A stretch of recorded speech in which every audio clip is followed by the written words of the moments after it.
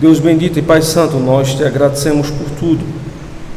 O teu cuidado e providência são sentidos e o nosso coração muito se alegra, porque a bondade e a misericórdia do Senhor nos achou e nos salvou, nos tirou do lamaçal do pecado e fez com que entre nós transbordasse a vida.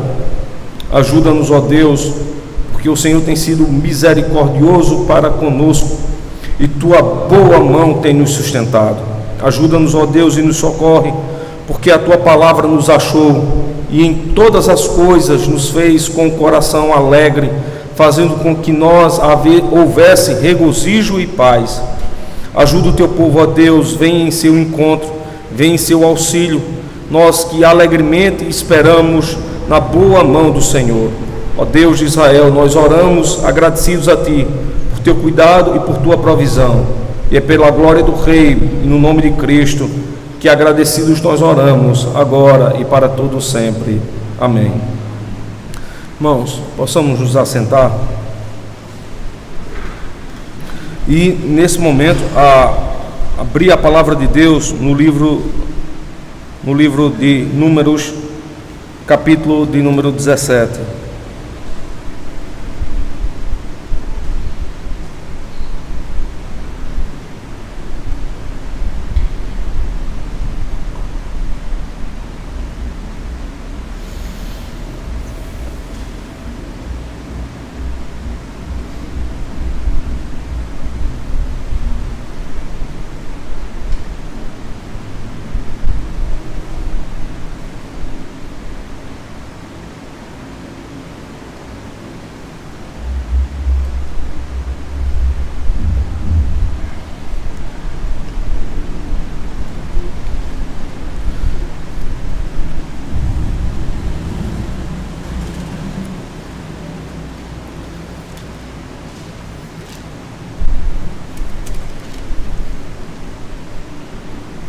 Números, capítulo de número 17, irmãos.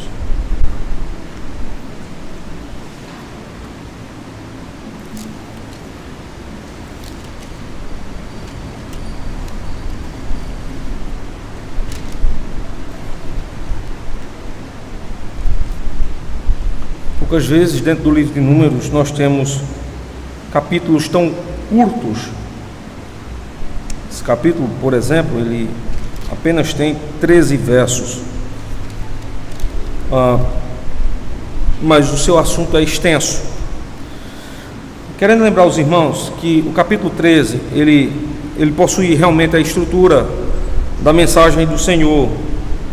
Veja, lá no capítulo 16, você vê essa estrutura, no verso de número 23 e no verso de número 36, com a expressão: e falou o Senhor a Moisés, dizendo. Aqui no capítulo 17 já começa no verso número 1. Então veja, o assunto que Deus vai tratar com Moisés e também obviamente tratar com os filhos de Israel. Então ele já começa com essa expressão pactual: e falou o Senhor a Moisés. Por que nós chamamos essa expressão de expressão pactual? Ela é uma expressão pactual porque Deus está se dirigindo ao mediador, aquele que o representa diante do povo. Lembrem-se, vejam só, existe um que representa o povo diante dele. Esse é o sacerdote, é Arão. O sacerdote é uma representação do povo diante de Deus. Moisés é completamente diferente. Ele não é o sacerdote, ele não é o sacerdote. O seu irmão Arão é, mas ele é o profeta, então ele é a representação de Deus para o povo. Então é por isso que Deus vai se dirigir a Moisés. Então a expressão é: e falou o Senhor a Moisés. Então a expressão do pacto, ou seja, do relacionamento de Deus com o seu povo, é Deus começando a se revelar, dando-se a revelar a sua vontade.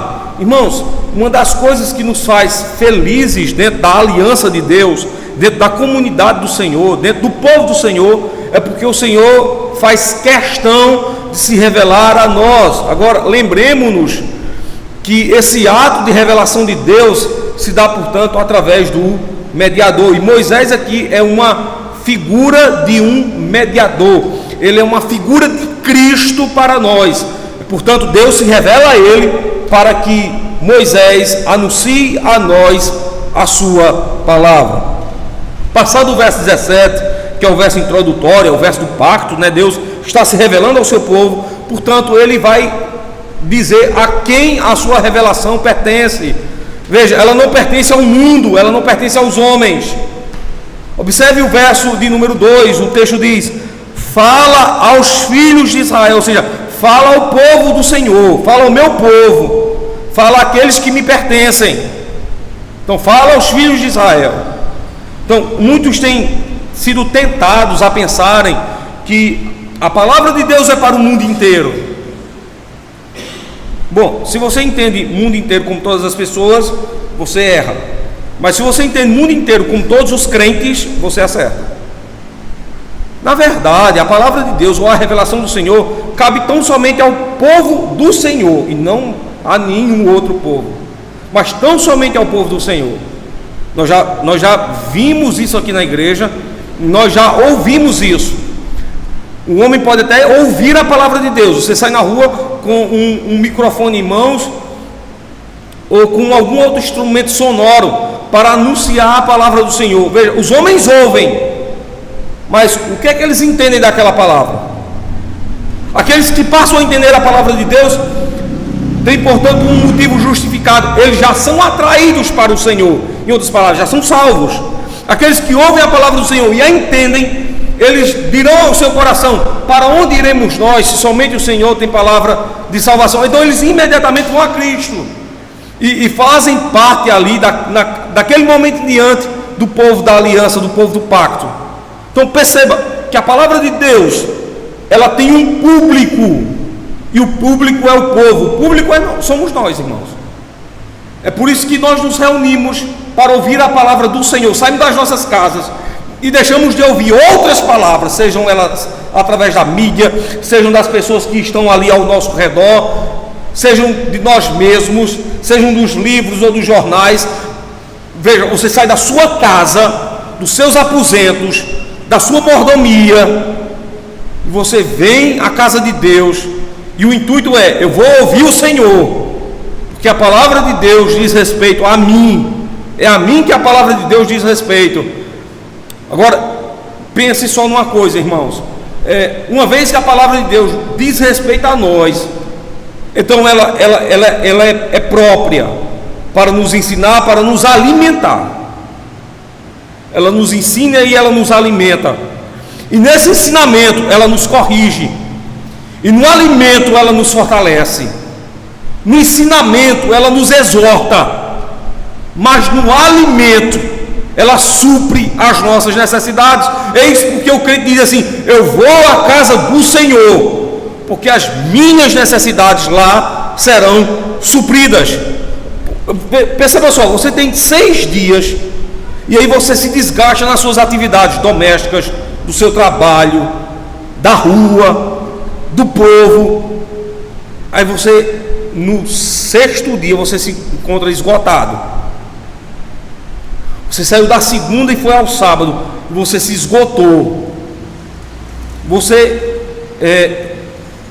deu tudo que tinha para o povo, para o mundo, para o seu trabalho. Você chega no 7º dia, que é o primeiro dia da semana, no dia do Senhor, e você diz assim: eu vou para a casa de Deus porque Ele vai me alimentar. Ele vai suprir a minha necessidade, porque eu dei de tudo de mim. O Senhor agora precisa me alimentar. Eu preciso me alimentar do Senhor, eu preciso da sua palavra. Quando você chega na sua casa e vai se alimentar da cozinha da sua esposa, e graças a Deus, veja, as nossas esposas são prendadas, mas nem sempre a comida é boa. Você diz: não, geralmente a comida é boa, mas nem todo sempre a comida é boa. Eu não estou dizendo que a comida seja ruim, mas nem sempre ela desce doce. Em alguns momentos a comida desce amarga. É feito aquele tipo de remédio que você toma e você diz assim: o remédio ruim, mas eu tenho que tomar, porque eu tomo para que uma dificuldade que eu tenha no meu corpo, ela seja sanada. Aí ele desce, mas ele desce de forma amarga. Da mesma forma é a palavra de Deus. Ela nem sempre é doce. Ou seja, nem sempre aquilo que ouvimos do Senhor nós dizemos assim: é isso mesmo, Senhor. O Senhor certamente está nos falando a verdade e todo o seu desígnio. Mas em determinado momento, aquela palavra do Senhor desce para nós de forma muito amarga, porque nem sempre nós ouvimos aquilo que queremos ouvir, como nem sempre nós nos alimentamos daquilo que queremos.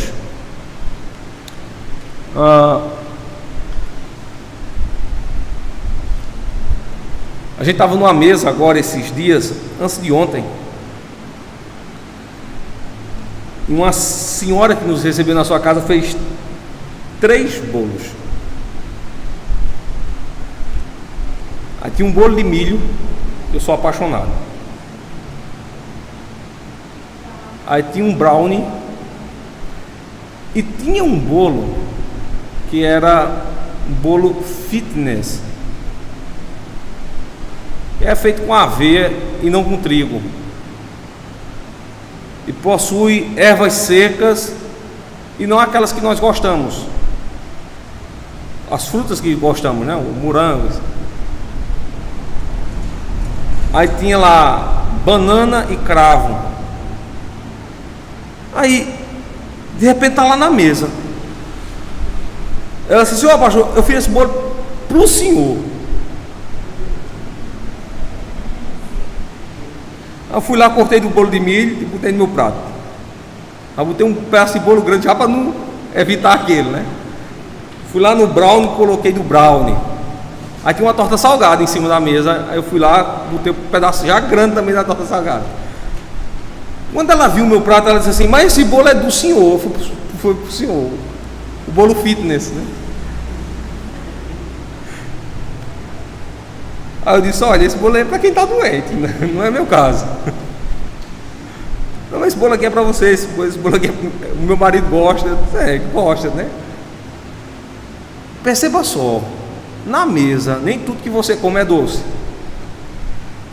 Não significa dizer que aquela comida seja ruim, mas ela não é boa. Ela não é boa. Da mesma forma, irmãos, quando Deus se dirige para o seu povo, Ele nos dá um tipo de alimento que, quando comemos amargamente, às vezes desce pelo nosso paladar. Mas o intuito de Deus fazer isso é para que haja conserto em nós.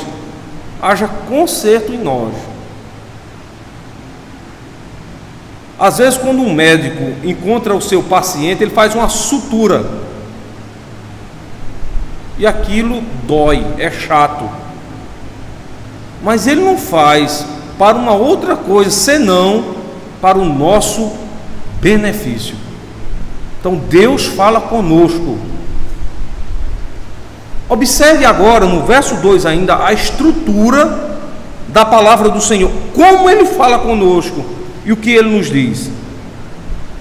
Fala aos filhos de Israel, conosco. Israel aqui, veja, traduz a palavra Israel por igreja, não vai ter problema nenhum, ou congregação, não vai ter problema nenhum. Então, fala aos filhos de Israel com a igreja.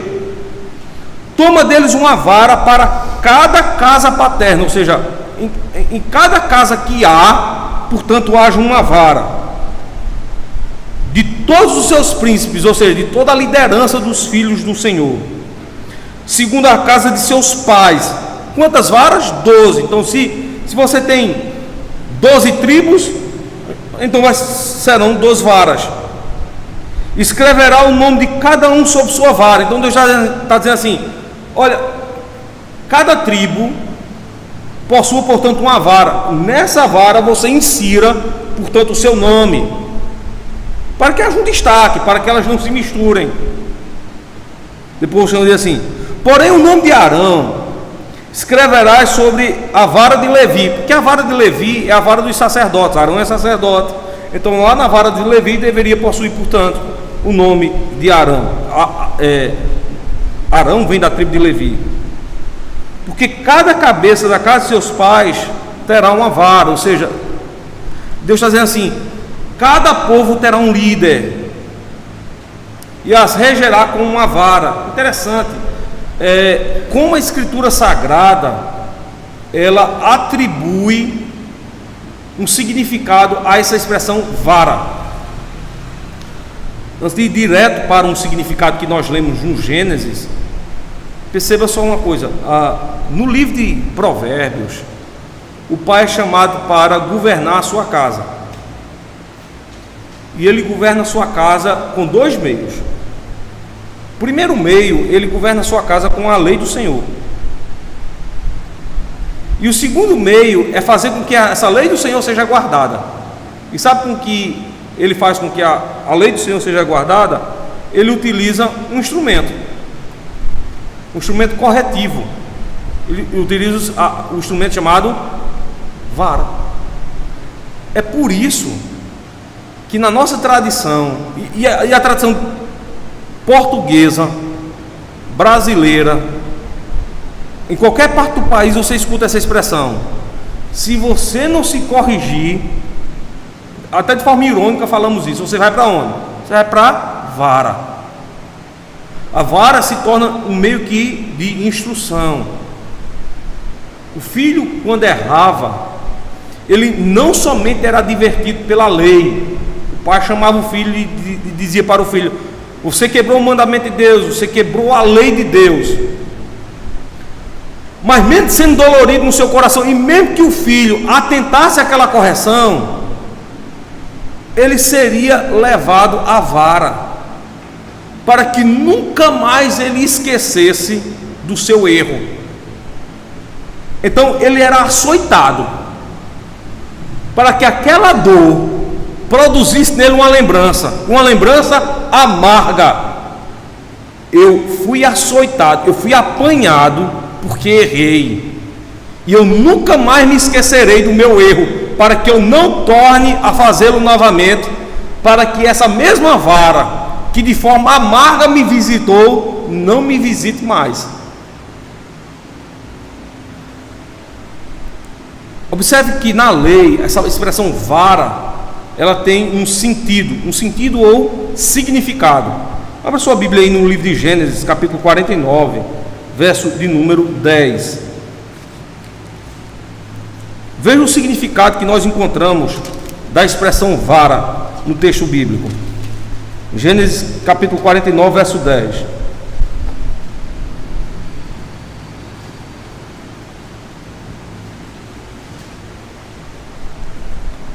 Diz assim, o cetro. Essa expressão, o cetro, significa a vara. Cetro também pode ter um outro significado, bastão. O que está sendo agora dito no texto é que a vara, o bastão, o cetro não se arredará de Judá. Vejam quem é agora Judá e a sua descendência. Nem o legislador dentre seus pés, até que venha Siló. Siló é o enviado. É a mais antiga tradução para a palavra ungido, que no hebraico significa Messias, que no grego significa Cristo. No Antigo Testamento está falando do Messias, no Novo Testamento está falando de Cristo. Quem é o Messias? Quem é Cristo? A autoridade perpétua, Jesus. Até que venha Siló, o enviado, Jesus. A ele se congregarão os povos. Então, que instrumento ele utiliza para fazer com que os povos sejam congregados? Obviamente, sua autoridade. O juiz de direito, quando ele quer congregar sobre si um povo, ele manda um édito, uma convocação, para que um povo se apresente diante da sua vara, diante da sua comarca, para que possa ouvir dele as instruções. Por exemplo, nesse período agora que nós passamos, um período eleitoral, então o juiz convoca todos os trabalhadores que estarão incumbidos da guarda e proteção de uma urna, e todos se apresentam diante daquela autoridade, e ele vai instruí-los, dizendo como o processo deve ser realizado. Obviamente que quando ele faz a convocação, ele faz diante de sua autoridade, e ele utiliza para isso o seu poder, a sua vara. Então veja, o cetro aqui, o bastão, a vara, é o símbolo da autoridade daquele que utiliza. Então o que Deus está fazendo lá no livro de Números? Ele está agora atentando para a autoridade que ele transmitirá a cada chefe de tribo, a cada príncipe. Ou seja, os príncipes são príncipes não porque são antigos, não porque são os mais velhos de suas casas, mas também porque são as autoridades de suas casas. É assim que Deus levanta homens no meio do seu povo. Ele dá esses homens a autoridade para que possam governar bem as suas casas. A pergunta fica agora: de onde procede essa autoridade? De onde procede esse poder? Quem foi que deu poder a esse povo? Veja como a revelação do Senhor, ela, portanto, se faz sentir entre o povo. Veja, Números 17, verso 4, diz assim: e as porás na tenda da congregação, perante o testemunho onde eu virei a voz. Então a resposta: Deus dá autoridade aos príncipes. Daí nós dizemos, toda autoridade procede de Deus.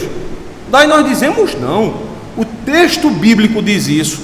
Romanos 13 vai nos ensinar que toda autoridade demanda de Deus. Percebam só que essa autoridade que está falando aqui no texto, ela é tanto uma autoridade civil, os príncipes dos filhos de Israel, mas também é uma autoridade paterna, uma autoridade da casa. Então veja, é tanto a autoridade o sacerdote e o juiz, como também a autoridade o pai, o chefe de família. E ambas autoridades, ambos poderes demandam de Deus. E ele exerce isso com uma vara. Ainda que no Novo Testamento o sentido de vara ela ganha uma expressão ainda maior. Dentro do livro de Romanos, no capítulo 13, a palavra vara será trocada por espada. A autoridade civil agora tem o poder da morte para dar àqueles que infringem a lei. Assim como o pai de família tem domínio sobre os seus filhos, inclusive cortando-os do seu testamento. Às vezes um pai tem um filho tão ruim, que o seu nome é retirado do testamento.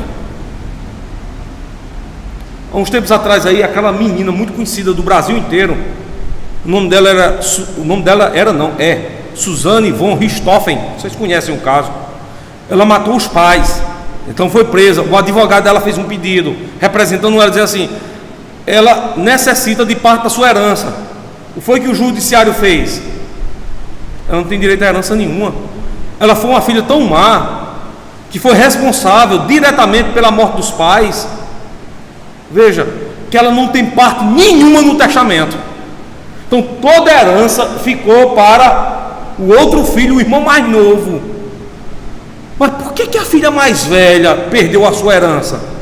Pelo seu comportamento maldoso. Ela infringiu a lei, ela desonrou os pais, ela os matou, ela quebrou os mandamentos do Senhor. E os homens e a sociedade mundana, observando essa prática hostil da parte dela, hostil é a palavra mais branda que eu tenho para isso. Essa palavra hostil da parte, essa parte hostil da parte dela, fez com que ela não tivesse direito nenhum sobre a herança dos pais. Ela foi cortada de onde? Do testamento. Ela foi cortada do testamento. Perceba, assim como as autoridades civis têm poder, inclusive de morte, sobre os infratores, os pais têm poder sobre os filhos, inclusive de cortá-los do testamento. cortados do testamento. Se aquele filho não atende à sua vontade. Você já imaginou o que é que acontece com um crente que não atende à vontade de Deus? Perceba, ele não somente é morto. Lembra lá do capítulo 16 do livro de Números, quando diz assim: aquele que for pego trabalhando no dia de sábado, ele deve ser morto. Mas veja, se a morte fosse o único caso que acontecesse ao crente, esse crente ainda assim seria bendito. Sabe por quê? Porque todos nós morremos. Amanhã ou depois nós morreremos. Morte é uma causa comum para todos os homens, inclusive para os ímpios e para nós também. Mas a pior causa que existe é se nós formos cortados do testamento de Deus. Você já imaginou o que acontece com você se você for cortado do testamento de Deus? Se você não for herdeiro do grande prêmio que será dado para o povo do Senhor.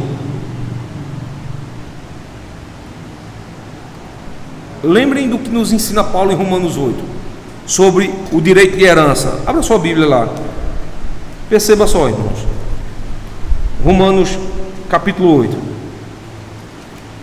Quando Paulo trata sobre o direito da herança dos filhos de Deus,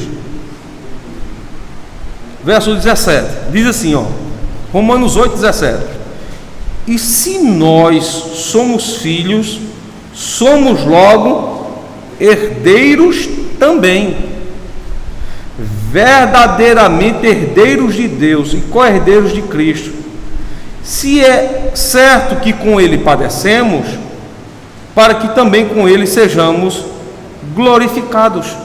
Veja, você já pensou o que acontece com um filho desobediente na casa de Deus, se ele for cortado da herança? A tragédia que ele perde, que ele adentra, a tragédia que lhe sucede. Então vejam só, irmãos, é Deus quem dá autoridade sobre seus filhos. Então, desde o chefe da casa, a autoridade civil, toda a autoridade, portanto, é levantada por Deus. Vocês vão observar agora que entre as autoridades que Deus levanta, há graus de poder ou há graus de autoridade, nem todas são iguais. Primeiramente, você vai ver que tem autoridade menor e autoridade superior, inferior e superior. Nem todas as autoridades são iguais. Toda autoridade é autoridade competente, porque ela vem do Senhor. O seu poder demanda de Deus, mas nem todas as autoridades são iguais. Ao que manda alguma coisa, ao que manda em muita coisa. E é essa a expressão que nós veremos aqui no texto: os graus de autoridades instituídos por Deus na sua palavra. Diz assim, verso 5: e será que a vara do homem que eu tiver escolhido florescerá? Assim farei cessar as murmurações dos filhos de Israel contra mim, com que murmuram contra vós. Deus está dizendo assim: ora, aquele que eu eleger, que entre vós seja representante de vós para mim, a vara dele será diferente das demais, ela florescerá. Daí você tira o que é que, do que era composta essa vara. Essas varas, as 12 que eram colocadas diante de Deus, diante do testemunho, diante da tenda da congregação, eram varas que eram retiradas da árvore. Que ele usa essa expressão florescerá. Florescerá, que é dar rebento, é dar fruto, é fazer com que haja folhas verdejantes. Vejam só como é que a palavra de Deus traduz isso. Abra sua Bíblia lá no Salmo capítulo 1.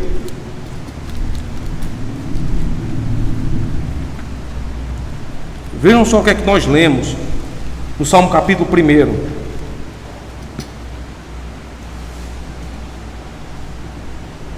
Verso 3: porque será como a árvore plantada junto a ribeiros de água, que dá o seu fruto no seu tempo, as suas folhas não cairão, e tudo quanto fizer prosperará. A palavra prosperará aqui também pode ser traduzida como florescerá. Veja, Deus está dizendo, nos ensinando, que a constituição da autoridade do povo, ela demandava da árvore. Demandava da árvore. A pergunta que fica é: que árvore é essa da qual nós estamos nos referindo? Existem tantas árvores no mundo, por exemplo, tantas árvores boas que você pode fazer varas maciças do carvalho. Você pode fazer uma vara extremamente maciça e duradoura. Mas de que árvore é essa que o Senhor está falando? Primeiramente, observem que não é uma árvore comum, porque essa árvore é aquela que o Senhor a faz prosperar. Não é uma árvore que prospera com o cuidado que dela você tem. Obviamente, irmãos, fica até fácil você dizer que árvore é essa. Quando você olha para o capítulo 17, você vai ver que aqui é uma amendoeira.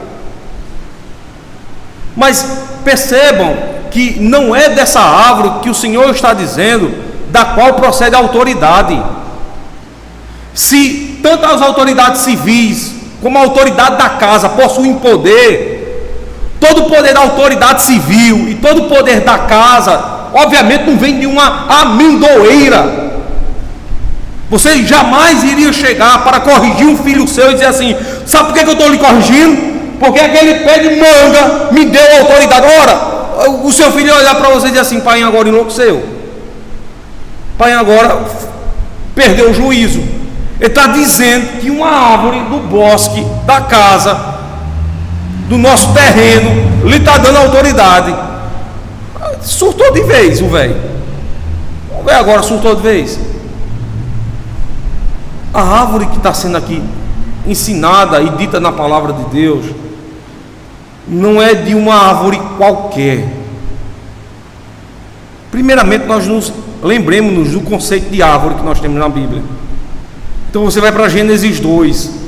Havia duas árvores no jardim, uma do conhecimento do bem e do mal, do qual o homem tomou, e uma da qual o homem foi tirado, a árvore da vida. Segundo, o livro de Salmos, quando trata do tema árvore, se refere com aquela que faz com que os homens sejam não somente abrigados através de suas folhas frondosas e permanentes, mas como sejam alimentados através do seu fruto. Por fim, irmãos, os evangelhos e o texto da revelação de Apocalipse nos diz que nós somos como que árvores plantadas pelo Senhor, e até diz que nós somos ramos enxertados numa oliveira viva, ou seja, oliveira, uma árvore. E diz que até mesmo Cristo é como uma videira que nos dá do seu fruto. Enfim, o livro de Apocalipse, ao tratar sobre Cristo, chama-o de uma árvore hospedeira e cuidadosa, hospitaleira. Ela não somente recebe, mas ela cuida. É uma árvore hospitaleira. Veja só, Apocalipse capítulo 22.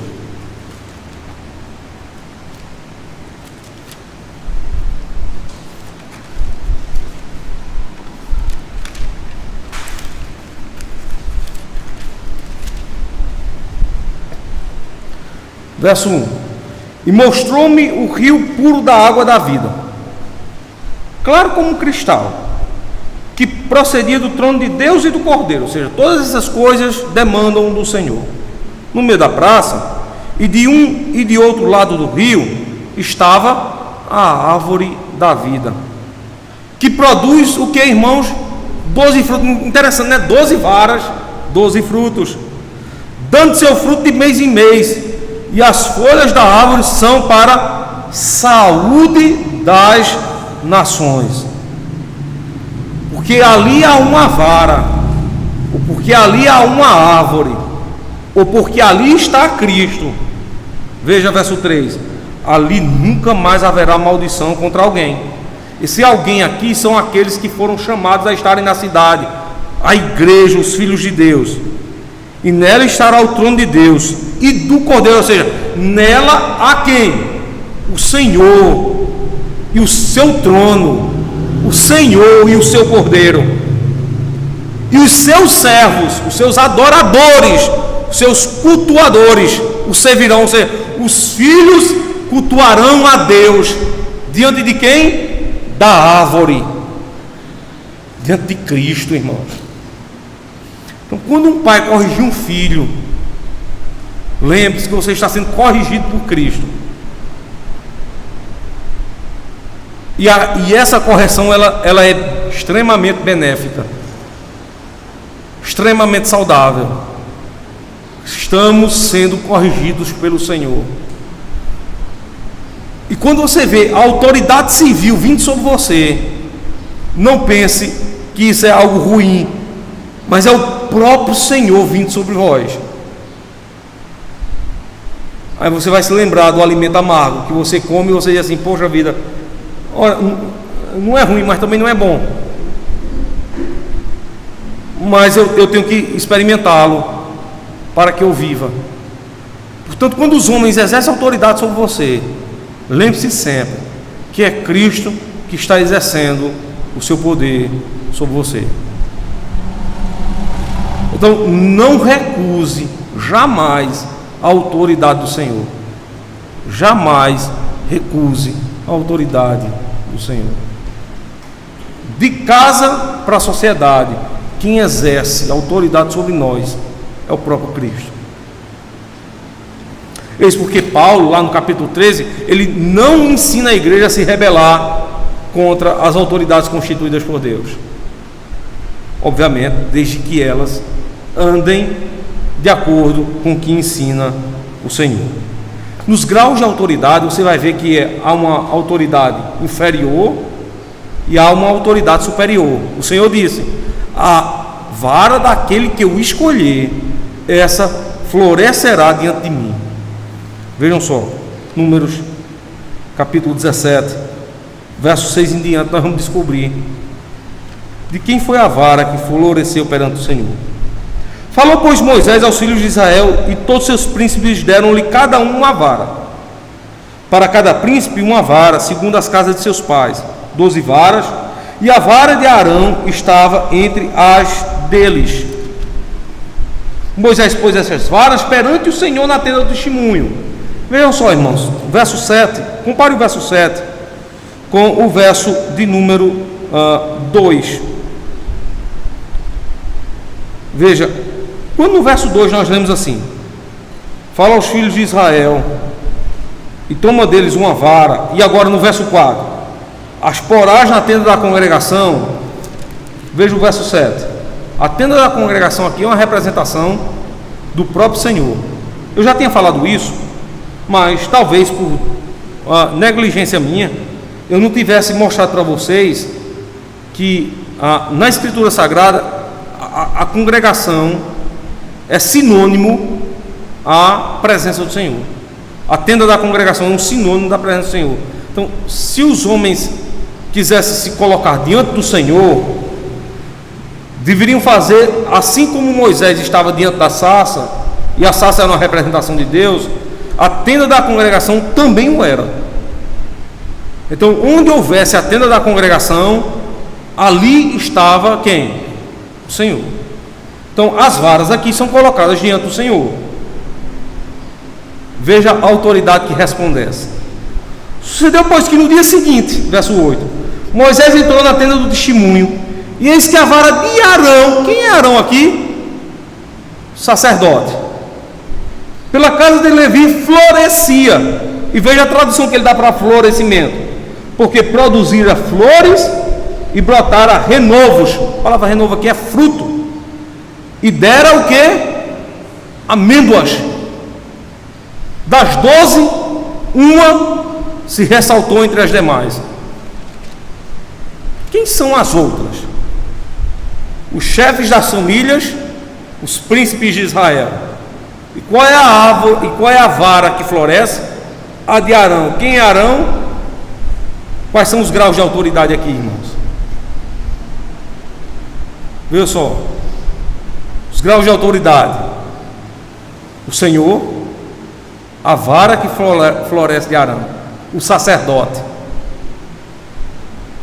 Do culto demanda a lei. É a primeira autoridade sobre nós. E quem são as demais autoridades sobre nós? Os príncipes dos povos, os nossos governantes. E quem mais? Os nossos pais. Mas de acordo com o próprio texto, você tem uma sequência lógica, uma regra lógica de quais são as autoridades depois do Senhor. Veja só, dentro do capítulo 17 se apresenta da seguinte maneira, verso 2: toma deles uma vara para cada casa paterna. Depois do Senhor, quem governa sobre nós? A casa paterna, a casa do Pai. E depois da casa paterna, e de todos os seus príncipes, a sociedade civil. Você obedece primeiramente a quem? A Deus. Depois a quem? Aos seus pais. E depois a quem? As autoridades civis, juízes, magistrados, aqueles que exercem domínio sobre o povo, vereadores, prefeitos, deputados, governadores. Veja os graus de autoridade sendo aqui apresentados, irmão. Mas a primeira e máxima autoridade sobre nós é o Senhor. Então veja só, entre escutar o Senhor e escutar a sua casa, a casa paterna, primeiramente você escuta quem? Ao Senhor. Entre escutar a sociedade civil e a casa paterna, quem que você escuta primeiro? A casa paterna. Mas veja, o que está acontecendo hoje na sociedade? O povo escuta primeiramente a quem? A sociedade civil, para depois escutar a Deus. Olha a invertida que nós estamos dando. Nós estamos dando autoridade mais à sociedade civil do que à casa dos nossos pais. Nós estamos dando mais autoridade à sociedade civil do que a Deus. Como às vezes nós também invertemos, às vezes nós damos mais autoridade à casa paterna do que a Deus. Nós escutamos primeiro os nossos pais, para depois, agora eu vou escutar o que Deus tem para me dizer. Ou primeiramente eu obedeço a meus pais, a regra que meus pais estipulam, para depois eu possa obedecer a Deus. Não é assim, irmãos. Primeiramente eu obedeço a Deus, então Deus está com uma autoridade superior, meus pais a autoridade inferior, a sociedade civil mais inferior ainda, mais inferior ainda. Mas eu devo lembrar que todas elas procedem de Deus. Ao dizer que a vara do sacerdote florescia, nós temos aqui uma representação da autoridade divina, o culto. Deus levanta um culto para que possa falar ao seu povo. Deus dá autoridade sobre os nossos pais para que possa falar a nós. Deus dá autoridade aos príncipes dos homens para que possam não somente nos proteger, mas também nos punir quando errarmos. Então vejam os graus de autoridade aqui. Por fim, irmãos, vejam o que acontece com os poderes que deles demandam. Então Moisés tirou todas as varas de diante do Senhor, versos 9, a todos os filhos de Israel, e eles o viram, e tomaram cada um a sua vara.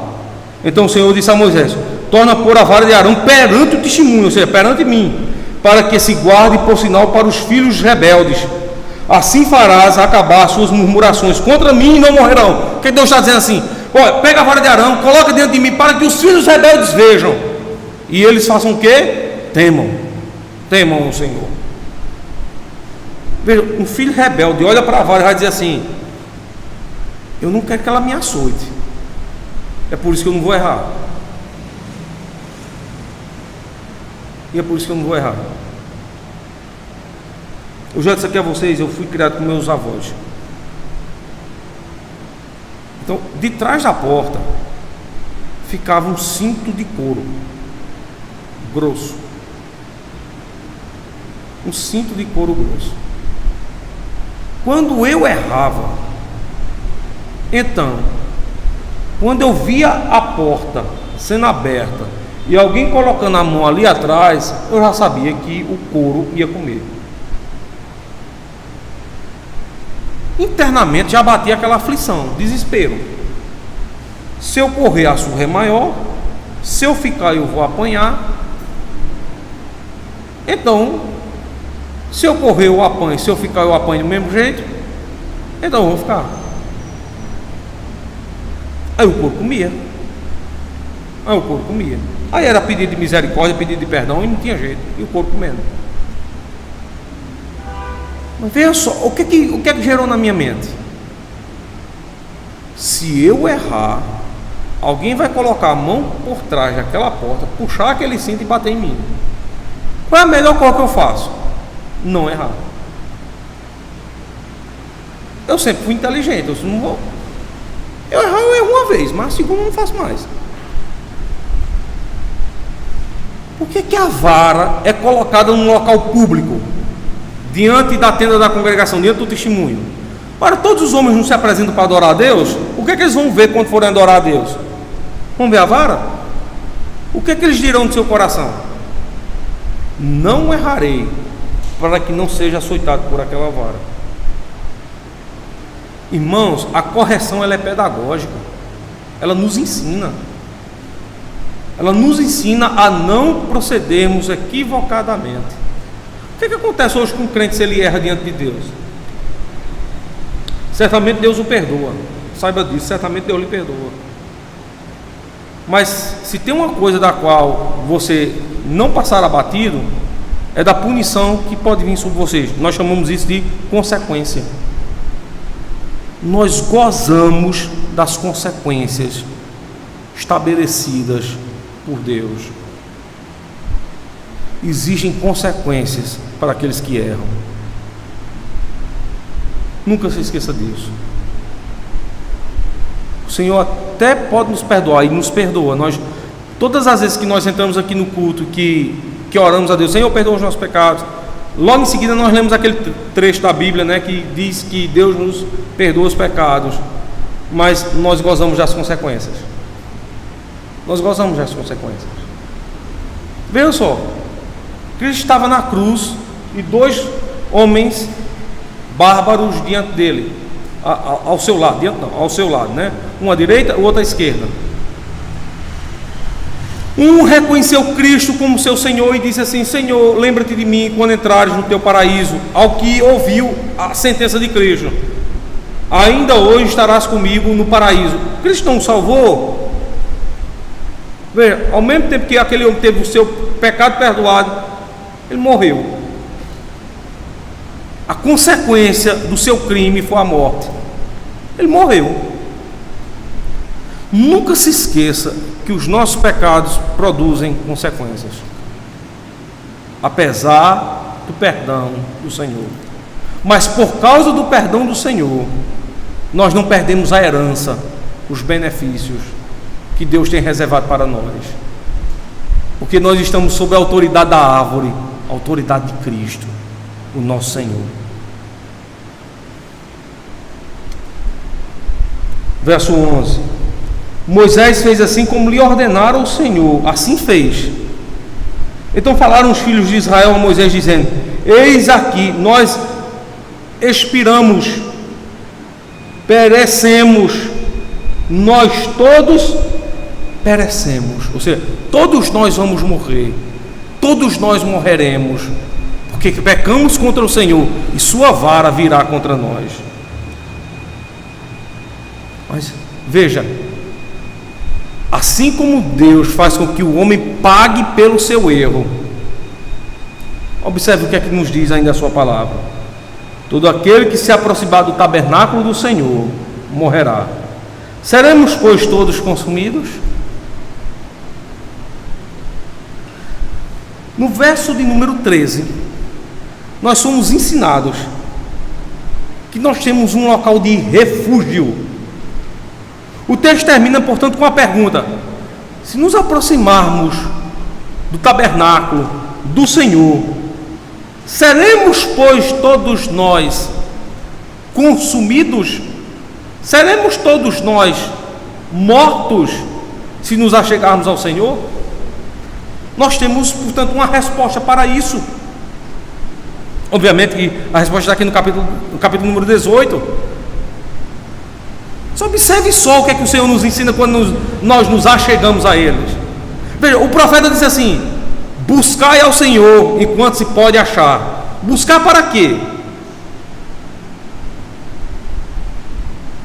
Observemos a resposta de Pedro. Cristo disse assim: e vós, quem dizeis que eu sou? Uns dizem que eu sou Elias, outros vão dizer assim, que um dos grandes profetas. Pedro diz assim: mas o Senhor é o Cristo. E Pedro vai dizer após isto: para onde iremos nós? Se tu é o Cristo, para onde iremos nós? Somente tu tens a palavra de salvação. Salvação não no sentido de que eu vou para a glória, mas que em Deus eu não somente obtenho perdão, mas o Senhor faz com que sobre mim venha bálsamo. Se pecarmos, irmãos, o nosso socorro é o Senhor. Não somente somos açoitados pela lei, mas Cristo, Ele sara as nossas feridas como um bom pastor. Lembremos-nos do que faz o personagem do capítulo 23 do Salmo: ele trata as suas ovelhas. Lembremos-nos da cura que nos oferece Cristo no capítulo 22 de Apocalipse: ele sara as nossas enfermidades. Lembremos-nos do que nos ensina João capítulo 10: ele é o bom pastor, ele até dar a sua vida por nós, se nós nos achegarmos a ele. Enquanto que a lei, ela nos fere para que a gente não erre mais, as nossas feridas jamais ficarão expostas, porque ao nos chegarmos a Cristo, ele trata a nossa dor. Irmão, lembre-se da mão que bate, é a mesma mão que afaga.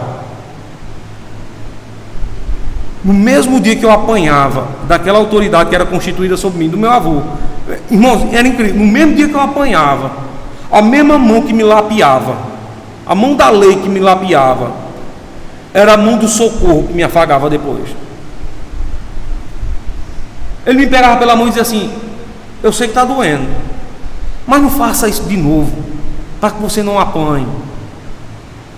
Eu sei que eu lhe lapiei. Aí ia passar a mão sobre mim, e eu já começava a sentir aquele bálsamo, mesmo sendo aquela mesma mão que tempos atrás havia me açoitado. O mesmo pai que açoita o filho é o mesmo pai que passa a mão na cabeça, não para ser complacente com o erro do filho, mas para acalmá-lo por causa da dor. Mas é a mesma mão que bate. O mesmo Deus que fere é o mesmo Deus que cura. Lembre-se do que Deus fez a Moisés. Moisés diz assim: Senhor, eu chegarei na terra do Egito, não crerão em mim. Aí Deus diz assim: Moisés, põe a tua mão no peito. Aí Moisés foi lá e colocou. Tira a tua mão. Moisés tirou. Como está a tua mão? Aí Moisés olha para a sua mão e ela está o quê? Leprosa. Deus feriu Moisés. Aí Deus disse assim: agora Moisés, torna a colocar a mão no peito. Aí Moisés foi e colocou de novo. Retira a mão, Moisés. Quando Moisés tirou, a mão estava sã. O mesmo Deus que fere é o mesmo Deus que cura. É por isso que Pedro diz acertadamente: para onde iremos nós, Senhor? Somente Tu tem palavra de vida eterna. Para onde iremos nós, Senhor? Então o nosso socorro está, portanto, no Senhor. Irmãos, que Deus nos abençoe, que Sua palavra seja aplicada às nossas vidas e que essas verdades nunca se apartem de nós. Toda autoridade demanda de Deus. Deus é aquele que dá domínio sobre os seus filhos. Lembremos-nos sempre que a autoridade maior pertence ao Senhor, e as autoridades derivadas, portanto, estão submissas a essa vontade do Senhor. E lembremos-nos que a lei do Senhor pode nos ferir para o nosso bem e correção, mas sempre será o Senhor que nos curará das nossas dores. Coloquemos de pé, irmãos, em agradecimento ao Senhor, oremos a Ele. E oremos com gratidão, porque Ele nos deu a Sua palavra. E recebamos da Sua parte a Sua bênção. Em seguida, ainda cantemos o cântico de número 42 do nosso inário. Oremos, irmãos. Soberano Senhor, nós Te agradecemos pelo Teu cuidado e pela Tua proteção, pela forma como o Senhor tem nos curado. Senhor, auxilia-nos, livra-nos do mal, habilita-nos na Tua verdade e nos dá, Senhor, as consequências de uma vida boa em obediência a Ti. Senhor, que a Tua gratidão nos ache, que a Tua gratidão venha ao nosso encontro, para que nós sejamos gratos a Ti por todos os grandes benefícios que a nós o Senhor tem feito. Abençoa o Teu povo, livra do mal, habilita-os na Tua justiça, capacita-os na Tua verdade. Ó Santo Senhor, nós que esperamos em Ti, ajuda-nos e socorre-nos, para que em todas as coisas nós possamos louvar e engrandecer o Teu nome. Senhor, nos dá sempre a Tua palavra, para que por meio da Tua palavra nós possamos ser ensinados na verdade, e quando ela nos ferir, que o Senhor nos cure, que o Senhor nos trate, porque sabemos que tanto na correção quanto na bênção nós somos agraciados pelo Senhor. Em nome de Cristo nós oramos e oramos agradecidos. Amém.